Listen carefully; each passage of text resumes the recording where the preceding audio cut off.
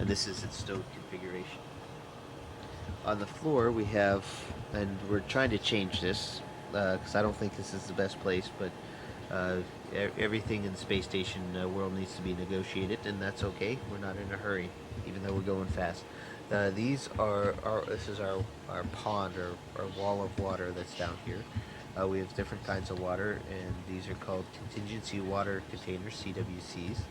And you can see different kinds. There's water that you can drink, and water that you can use for other things like flush water or generating oxygen. Now here's the airlock. As we go, the Quest airlock. I'll turn on some lights as we get in there, and usually we don't go in here every day. We do try to keep it fairly clean, and I'm in the middle of doing an inventory for the 15A crew as they come up here. The airlock is one of the few USOS, American style modules that doesn't have a single light switch. You have to turn on every light as you need. But from here, many EVAs, extravehicular activity spacewalks, have been conducted.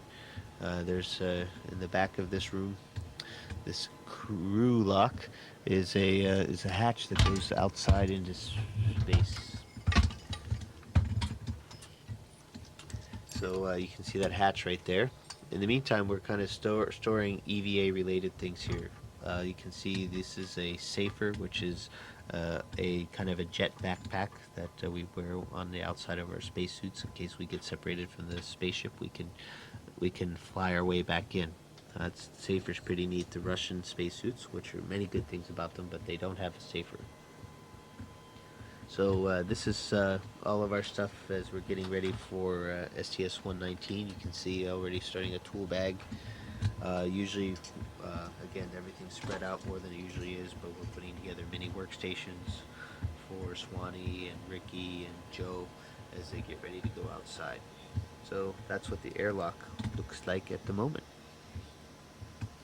Now, Node 1, originally brought up in on STS-88, Node 1 is getting kind of crowded, and but there's also a lot of good places for storage. Here's our toolbox, one of my favorite places to go every day, and I have to go every day to the toolbox. We have a 0G storage rack. The kind of things we have in here are computer parts. Usually we have some lithium hydroxide canisters that the shuttle on here in case we have a shuttle contingency. We throw away all of our empty food containers in here, and as we float up on the ceiling, we have a lot of places where we keep our office kind of things, paper, pens, things like that, as well as tools and scope meters and things like that. I remember being at Capcom on STS-96 when I first saw these signs. That's pretty amazing.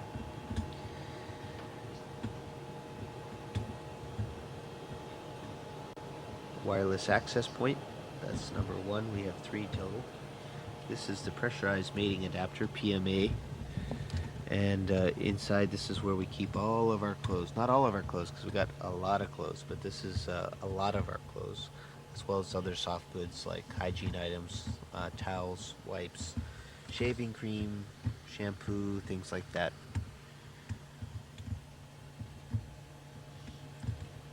And now we're going to fly. We're going to run out of light.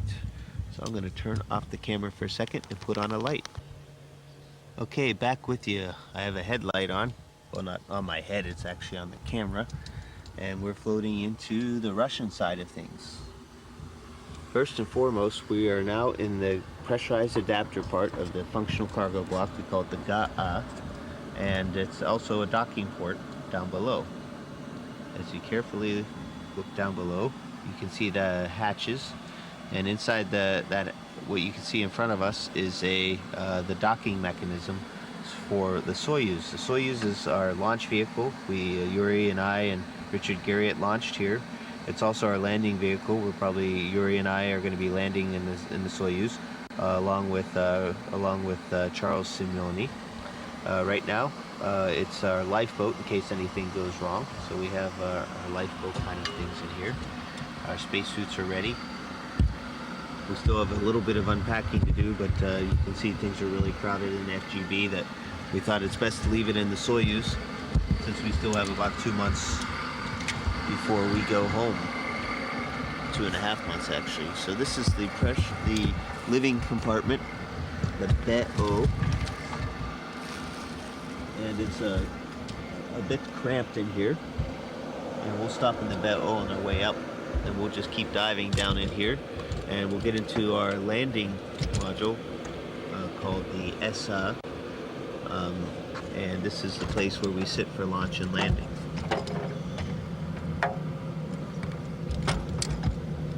And this is this Yuri's seat right here.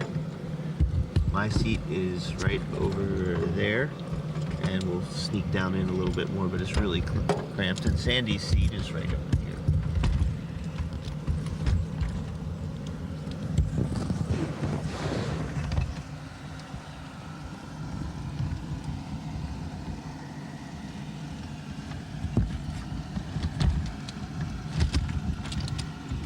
Okay, this is inside the ESA, and you can see the Neptune panel. It's a glass cockpit, which is why this is the biggest feature between the new Soyuz TMA, it's relatively new, and the old Soyuz TM. The A stands for anthropometric, and means also the panel got smaller, glass cockpit, so taller people could fit inside. There's a window, that's my seat over there, our flight data file, our checklist ready for us, and you can hear a fan running because we're always keeping ventilation to it. So we're going to come on up. It's very compact and not a lot of room. It makes it very efficient.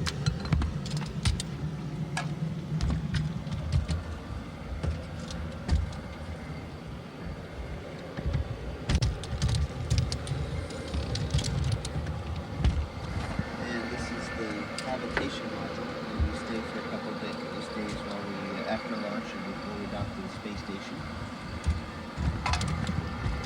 And this is one of our main containers where we have our food and everything like that. Little control panel, a vacuum gauge, things like that. So this is where we stay for a couple of days, 2 days after launch. We docked. Got inside the huge, very big international space station. Okay, there's the front of the spacecraft. We have a lot of stowage here in the GA. Now Yuri's been busy unloading the Progress. We just finished an EVA, so things here in the functional cargo block are very functional right now and very cargo-y. So you can see things are just really, really full here in the FGB. And again, you'll have to pardon us while we get our things together as we rebuild the space station from the inside. Expedition 18, that's our job, is to get ready for a 6-person crew. You can see there's a lot of containers. These metal containers hold water or urine, and that's what right now a lot of these are waiting for a ride back in the Progress. As we leave the FGB here and go into the docking compartment. Docking compartment is another one of those vertical looks, and it's a kind of a misnomer. It's not just docking compartment, but it's also a airlock. So Yuri and I went out in these 2 spacesuits a few weeks ago and went into open space and had a spacewalk. Continuing on down through here, we'll stop here on the way back, is our Progress cargo vehicle. The Progress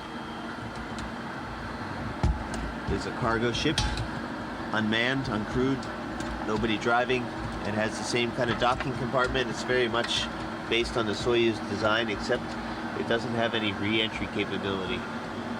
So you can see it's all empty now. Yuri had emptied it out, and now we're going to get ready to fill it up with a lot of the things that are in the FGB.